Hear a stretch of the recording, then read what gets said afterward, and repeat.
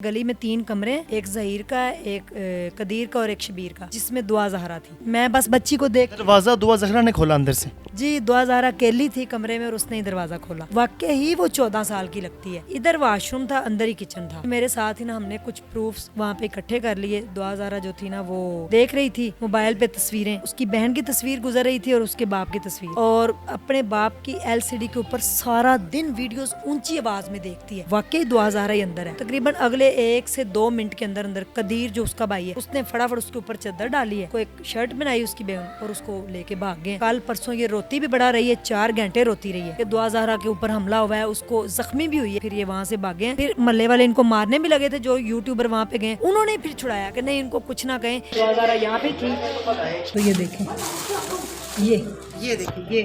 अस्सलाम वालेकुम, daily point के साथ मैं हूं आपका मेज़बान जुनेद आदिल। दुआ ज़हरा केस का अंजाम क्या होगा, इस हवाले से कई कियास आराइयाँ सोशल मीडिया पर जारी हैं। लेकिन अब इस केस में एक नया मोड़ सामने आया जब पाकिस्तान के कुछ यूट्यूबर्स दुआ ज़हरा के घर पहुंचे। उस घर में जिस घर में दुआ ज़हरा और ज़हीर की फैमिली रिहाइश पजीर थी। जब ये लोग वहाँ पर पहुँचे तो उस वक़्त दुआ ज़हरा किस हालत में मौजूद थी, उसकी क्या कैफियत थी, वो किस कर्ब से गुजर रही थी, और जो बातें की जा रही थी कि दुआ ज़हरा एक बड़े महल में एक शहाना ज़िंदगी गुजार रही हैं, उन बातों में कितनी सच्चाई है। मेरे साथ आज मौजूद है स्ट्रॉन्ग गुज़मा, जो सबसे पहले उस घर में पहुंची। इन्होंने दुआ ज़हरा को वहाँ पर किस हालत में देखा, दुआ ज़हरा क्या किसी आलीशान महल में रहती है, ये सब इनसे जानते हैं। आइए मेरे साथ। अस्सलाम वालेकुम। जी वालेकुम अस्सलाम। कैसी हैं आप, खैरियत से? अल्लाह का करम। सबसे पहले तो मैं आपके वक्त का शुक्रगुजार हूँ। मुझे बताइएगा, बड़े बड़े इदारे, मीडिया हाउसेस, सहाफ़ी दुआ ज़हरा तक नहीं पहुँच पाए, आपने उन्हें कैसे ढूंढ लिया? क्या कहानी है इसके पीछे? जी, इसी वजह से सारे लोग परेशान हैं। असल में मैं जिस दिन से कराची से होके आई हूँ ना, तो उस दिन से मुझे जो उसकी माँ है ना उसकी याद बहुत आती है। बहुत रोई थी, और जो छोटी उसकी बहन है वो भी।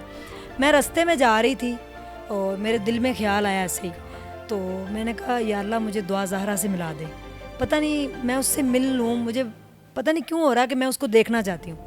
उसी रात मुझे एक कॉल रिसीव होती है कि दुआ ज़हरा के बारे में कुछ इन्फॉर्मेशन है आपको बतानी। तो मैं थोड़ा डर गई कि पता नहीं मुझे कोई ट्रैप करना चाहता है या पता नहीं क्या मसला है। मैंने कहा जी मैं आपकी बात पे बिलीव नहीं कर रही। तो कोई लेडी बोल रही थी, उन्होंने कहा देखें मेरी बात सुने, आप अल्लाह पे यकीन रखती हैं ना, तो मेरे इतने बच्चे हैं, मैं मदरसे में कुरान पाक पढ़ाती हूँ और मेरे भाई के घर में वो रिहाइश पजीर हैं। शबीर है, ज़हीर है, कदीर है, उसकी बेगम यास्मीन है और उसकी माँ, और दुआ ज़हरा भी। मैंने कहा ये कब से है? कह रहे हमें भी इतना नहीं पता, लेकिन मेरे भाई को भी इतना नहीं पता। जब पता चला था जब वो पुलिस आई थी हमारे घर में कि लड़की इस तरह अगवा करके लेके आए, लेकिन 1 महीना पुलिस बैठी रही। फिर जब ये पकड़े गए हैं उसके बाद फिर हमारा जान उनसे छूट गई थी। लेकिन उसके बाद जब दुआ ज़हरा कराची गई है, कराची से वापस आई है, तो वो इधर ही है। तो पहले तो मैंने इरादा किया कि मैंने नहीं जाना, मुझे मना भी किया गया, मेरे बेटे ने भी कहा। लेकिन उसके बाद फिर मैंने कहा चले मैं चल के देखती हूँ। तो मेरे साथ एक मेरी कोलीग थी साइमा, वो और मैं, हम दोनों गए हैं। तो बाजी के पास पहुँचे, उसने कहा जी आजे मैं आपको ना दिखाती हूँ। मालम मकानों की जो बेगम थी वो ऐसे गली में 3 कमरे, एक ज़हीर का, एक कदीर का और एक शबीर का, साथ ही उनका घर है। तो वो हमारे साथ अंदर गई हैं और उसने जाके शबीर की ना बेगम को कहा कि हमने कमरा देखना है। वो ऑलरेडी वो 3 कमरे वही बाजी ले रही हैं किराए पे। तो उन्होंने मुझे कहा कि आप भी आ जाएं, आपको भी दिखा दें, ऐसे मेरे साथ ही आ जाए। हम गए तो उसने कहा ये कमरा, मैंने कहा इधर तो बड़ी गर्मी हो रही। कहती बाजी इधर से बड़ी हवा आती है, शबीर की जब बेगम है। तो माला मकान की जो औरत है उसने फिर कहा कि हमें ये वाला कमरा भी दिखा दें जिसमें दुआ ज़हरा थी। तो उन्होंने कहा कि अच्छा ये भी दिखा दो। उन्होंने ना दरवाज़ा नॉक किया तो अंदर से आवाज़ आई, इन्होंने कहा मैं हूँ, तो उसने दरवाज़ा खोला।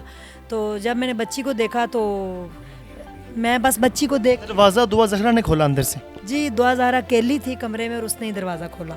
तो मैं बच्ची को देखते ही रह गई। मुझे बड़ी तकलीफ़ हुई देख के कि इतनी मासूम सी, वाकई ही वो 14 साल की लगती है, क्योंकि मैंने उसको फिज़िकली देखा है। तो छोटी सी बच्ची और मोबाइल हाथ में पकड़ा हुआ, और फ़ौरन जाके वो चारपाई पे बैठ गई। एक चारपाई थी, उसके ऊपर काफ़ी कपड़े पड़े हुए थे, साइड पे भी कपड़ों का ढेर था। इधर वॉशरूम था, अंदर ही किचन था। छोटी सी एक खिड़की थी, उसके ऊपर एक फ्लैक्सी लगी हुई थी। तो मैं उसको देखते ही रही। वो मोबाइल पे कुछ देख रही थी, मैं उसके पास जाके खड़े हो गई। ये लोग कमरा वगैरह देख रहे थे। उन लोगों ने कहा कि आप कौन है, क्या है, ना ही हमने कोई वीडियो शीडियो वहाँ पे बनाई ना कुछ। तो वो बाजी कहती हैं जी हमने अपने उस्ताद को ये वीडियो दिखानी, कमरा दिखाना है, तो आप ना, क्योंकि ये कमरे नए बने हैं आज से 10 माह पहले, और पहले रहाइश पजीर ये ज़हीर की फैमिली थी उसमें, तो उस वक्त से वो उस कमरे में आए ही नहीं। 2 माह से वैसे ही वो बंद रहा, तकरीबन 1 महीना, फिर 1.5 महीना हो गया ये आ गए। तो वो जो मेरे साथ ही ना, हमने कुछ प्रूफ्स वहाँ पे इकट्ठे कर लिए। दुआ ज़ारा जो थी ना, वो देख रही थी मोबाइल पे तस्वीरें, उसकी बहन की तस्वीर गुजर रही थी और उसके बाप की तस्वीर। हम इतने में बाहर आ गए, हमें ज़्यादा से ज़्यादा 1 मिनट लगा होगा या 2 मिनट, हम बाहर आ गए। आके हम खड़े हो गए, मैंने कहा हाँ ये तो वाकई दुआ ज़ारा है।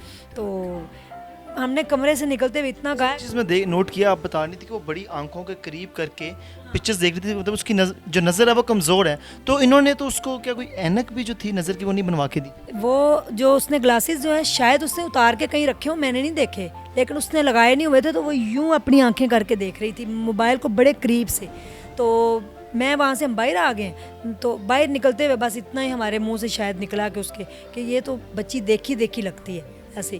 तो हम बाहर आ गए, उनको भी यकीन नहीं आया मालिक मकानों के, तो वाकई दुआ ज़ारा ही अंदर है। तो हम बाहर आ गए, अगले ही लम्हे तकरीबन अगले 1 से 2 मिनट के अंदर अंदर कदीर जो उसका भाई है, उसने फटाफट उसके ऊपर चादर डाली है, उसको एक शर्ट बनाई उसकी बेगम, और उसको लेके भाग गए। कहाँ भाग गए, ओझल हो गए हमारी आंखों से, हमें नहीं पता। इस दौरान शक हो गया था कि जो कदीर की बीवी थी या शबीर की अहलिया, उन्हें आप पर शक हुआ था? शायद हम नहीं, मुझे नहीं पता, वो वैसे ही चले गए। शायद उनको लगा हो कि ये जो इन्होंने पता नहीं वीडियोस बनाई हैं या कह रहे हैं बच्ची देखी देखी, इस बात पे वो चले गए हैं। तो मैंने फिर मालूम खानों से कहा बाजी आपने इनको देखा है? कह रहे हैं जी बिल्कुल, हम जब से कराची से आई इधर है, और कल परसों ये रोती भी बड़ा रही है, 4 घंटे रोती रही है, और अपने बाप की LCD के ऊपर सारा दिन वीडियोस ऊंची आवाज़ में देखती है, और LCD कमरे में आवाज़ें नहीं आती, सिर्फ इतनी आवाज़ आती है उसके बाप की, जो भी वीडियो होती है ये ऊंची आवाज़ में देखती है। और परसों बड़ा रोई है। फिर जिस दिन ये इनका इंटरव्यू हुआ है ना, तो उस दिन ये शॉपिंग पे भी गए हैं। उसने कहा मुझे शॉपिंग पे लेके जाया जाए, मैं यहाँ कमरे में बंद होने नहीं आई, बड़ा बोली है वो बच्ची कहीं ना। तो सारी इनके घर आवाज़ें वगैरह आती रहीं। उसके बाद वहाँ से चले गए, फिर ये वहाँ वापस नहीं आए। मैंने उनसे कहा जी आपने जो कुछ देखा आप बता दें। मालम खान बड़े सिंपल से, बड़े सफ़ेद पोश और बड़े गरीब से, सादे से लोग हैं। उन्होंने मुझे जो मैंने पूछा, यानी कि जो उन्होंने देखा उन्होंने मुझे बता दिया। ये कहानी थी। मैं वहाँ से वापस आ गई, तो पता नहीं क्या हमलावर थे, ये मुझे नहीं पता अभी तक। आप कह रही थी कि आप एक किराएदार की हैसियत से उस घर में गई, उन्हें शक भी नहीं हुआ, लेकिन सोशल मीडिया पर तो ये तक कहा जा रहा है कि स्ट्रॉन्ग उस्मा कि 5-6 नकाब पोस्ट लोग लेके वहाँ पे हमला करने की नीयत से गई। वो ना इसलिए आ गई क्योंकि मैंने उसी रात ना इंटरव्यू अपलोड कर दिया जो मैं मालम खानों का लेके आई थी। वो इंटरव्यू वायरल हो गया, जिसकी वजह से इन्होंने कहा कि ओहो ये तो हमारे घर ये आई थी। प्रूफ नहीं है, प्रूफ किसी के पास भी नहीं खोन गया। तो इन्होंने कहा कि उज़मा आई, इसने हमला किया। फिर नेक्स्ट डे जो था कुछ यूट्यूबर्स गए, मैंने उनसे जाके कहा, बल्कि मुझे भी बड़ा हुआ कि कौन हमला करके गया है, कि दुआ ज़हरा के ऊपर हमला हुआ है, उसको ज़ख्मी भी हुई है। ये भी मैंने किसी से सुना है कि वो ज़ख्मी भी हुई है, उसको खींचातानी की गई। तो मैं अगले दिन फिर हम गए, फिर वहाँ पे मोहल्ला सारा इकट्ठा था, मालक मकान भी थे। सब लोगों ने कहा कि हम हल्फन कसम उठाने को तैयार हैं, यहाँ पे ऐसा कोई बंदा कोई औरत नहीं आई, क्योंकि हमने देखा ही नहीं किसी को। अगर हमला होता 15 पे कॉल की जाती, उसी वक्त पुलिस में फ़ौरन एप्लीकेशन सबमिट होती और वहाँ पे हमला होता। तो 4 लोग जानते हैं ना, वो बड़ा यानी कि रश वाला इलाका है, बड़ा रश है वहाँ पे, गलियाँ ऐसी छोटी सी गली, उसके अंदर बड़ा रोड बड़ा चलता है। तो पता नहीं क्यों लोग इस तरह कर रहे हैं। और कल जो वहाँ पे हुआ है उसका मुझे इंतहाई अफसोस है कि मालम खान बेचारे बड़ा रोए हैं। उन्होंने कहा कि हमने तो एक नेकी की थी और आज भी हम सच पे खड़े हैं। तो कल वो कुरान लेके आने लगे थे इन लोगों के सामने, लेकिन फिर ये वहाँ से भागे हैं। फिर मल्ले वाले इनको मारने भी लगे थे, जो यूट्यूबर वहाँ पे गए, उन्होंने फिर छुड़ाया कि नहीं इनको कुछ ना कहें, ये आए। और जो इनका शबीर है ना, उसने कल कहा जब ये यूट्यूबर वहाँ पे गए हैं कि इन्होंने दरवाज़ा बजाया, तो औरतों ने कहा जी हमने दरवाज़ा नहीं खोलना, हमारे घर में कोई मर्द नहीं। तो शबीर ने कहा ये मेरा इंटरव्यू लेने के लिए आए हैं। फिर उनको अंदर बुला के तो कहता है इनके गले पड़ जाएं। यही वो उनका पोस्ट जी। इनके उन लोगों ने औरतों की बड़ी बेइज्जती की है, जिसकी वजह से वो बड़ा रोई हैं और इंतहाई मुझे भी अफसोस हुआ है। फिर भी उन्होंने कहा कि हम आज भी हक सच पे खड़े हैं। खुद एक माँ है उस्मा, जब आप वहाँ पर पहुँचे, आपने दुआ ज़हरा को अपनी आंखों के सामने देखा, एक माँ की हैसियत से, माँ तो सबकी सांझी होती है, क्या कैफियत थी बच्ची को देख के आपकी और बच्ची की? मैंने देखा, उसने मेरी तरफ नहीं देखा, वो अपने मोबाइल में मस्त थी। आप बिलीव करें, जब मैंने देखा, मेरी भी बेटी है, मुझे इंतहाई अफसोस हुआ है कि वो ये स्टेटस का चाहे फ़र्क आ रहा है, वो अमीर है, उसके माँ बाप ये गरीब है, कम से कम आप किसी ढंग की जगह पे तो रहें, ठीक है ना। ये क्वार्टर बने हुए हैं 3-4, यहाँ पे मज़दूर लोग ठहरते हैं, आगे फैमिली वहाँ पे नहीं रह सकती, क्योंकि और वो आपको पता है कितने बड़े घर में पली है बच्ची, जो भी है वहाँ पे कैसे बैठी हुई थी, क्या अभी उसके ऊपर प्रेशर है या अपनी मर्ज़ी से आई है, क्या है, कितनी उम्र, ये सारी क्या सराइयाँ आपको पता अभी तक चल रही। लेकिन आप बिलीव करें, मुझे पर्सनली तौर पे उसको देख के इंतहाई दुख हुआ है। और मैं वहाँ पे ना, मैंने नकाब किया था, मैं बाहर आके रो भी पड़ी थी कि ये कहाँ बैठी हुई है। इतनी गर्मी थी और उससे एक दिन पहले वो बहुत रोई है 4 घंटे, क्योंकि लाइट नहीं आई थी 3 घंटे वहाँ पे। जो ये बातें की जा रही थी कि ज़हीर के साथ तो एक बड़ी आलीशान किस्म की ज़िंदगी गुजार रही है। ज़हीर कहता है कि मैं 80,000 रुपया महीने का कमाता हूँ, हम एक अच्छे घर में रहते हैं, हर तरह की फैसिलिटीज़ हैं। तो क्या वो सब झूठ पे मबनी थी बात? कोई पता नहीं है, क्योंकि जब ये कराची से वापस आई है ना, फिर इसी घर में ही है। पहले ये लेके आए थे इसको और उसके बाद ये वहाँ से फरार हो गए। फिर ये महीना पूरा नहीं मिले तो 4 पुलिस वालों की ड्यूटी लगी हुई थी मालिक मकानों के घर पे। इस बात का पूरा महल्ला गवाह है। 2 सुबह ड्यूटी देते थे, 2 शाम। उन्होंने इनको कुछ नहीं कहा, क्योंकि मालिक मकान बिल्कुल शरीफ लोग हैं। सारे डॉक्यूमेंट वगैरह उन्होंने चेक किए तो उन्होंने इनको बिल्कुल कुछ भी नहीं कहा। सारा मुद्दा इन पे आ रहा था। ये वापस आ गए, फिर उसी घर में रह रहे और उनसे कह रहे थे कि हमें और टाइम दे दें। उन्होंने फिर कहा कि आप हमारा मकान खाली कर दें, क्योंकि हमने खुद इधर रहना है। वैसे भी अब बड़ा बदनाम हो चुका है, बच्ची को आप लेके आए हैं, तो हम भी बच्चियों वाले, हम नहीं चाहते कि बच्ची को आप लेके यहाँ पे। आपने पूरे घर को विजिट किया, उस घर की क्या सूरत हाल थी? क्या घर वाकई शहाना था, या उसके जो घर के कमरे थे या जो सहन था वहाँ पे क्या क्या चीज़ें पड़ी हुई थी? नहीं, कुछ भी नहीं। सिर्फ उस गली में 4 कमरे हैं। एक वहाँ पे कोई लड़का और रहता है, वो भी पंजाब यूनिवर्सिटी का एम्प्लॉई है। और 7 कदीर का कमरा है, 7 शबीर का है, 7 ही ये ज़हीर का है। वहाँ उसके अंदर ही वॉशरूम है, अंदर ही किचन है। जी, ये किचन के बर्तन पड़े हैं, ये वॉशरूम है, खुला पड़ा था वॉशरूम। मेरे पास सारे प्रूफ्स हैं। और ये एक छोटी सी चारपाई है और उसके ऊपर कपड़ों का ढेर है, सामने एक एलसीडी लगी हुई है। ऐसे ही शबीर का कमरा है और ऐसे ही जो उनका कचरा वगैरह वो सारा बाहर पड़ा हुआ है। जो सारा दिन मालूम का उन्होंने यही बताया कि वो सिर्फ नूडल्स खाती है, कुरकुरे खाती है और चिप्स खाती है। इसके अलावा कभी उसने आज तक कोई चीज़ नहीं खाई। और बड़े बड़े बंडल भर भर के जाते हैं उसके लिए। मैम मुझे ये बताइएगा कि बहुत से लोग ये कह रहे हैं कि स्ट्रॉन्ग उज़मा वहाँ पर गई हैं, दुआ इस घर में नहीं रहती, सिर्फ इन्होंने कुछ पैसे दिए हैं उन बुज़ुर्ग शहरियों को और उन्हें पैसे दे के उनसे इंटरव्यू ले लिया है कि जी दुआ यहाँ पे रहती थी, हमारी किराएदार थी।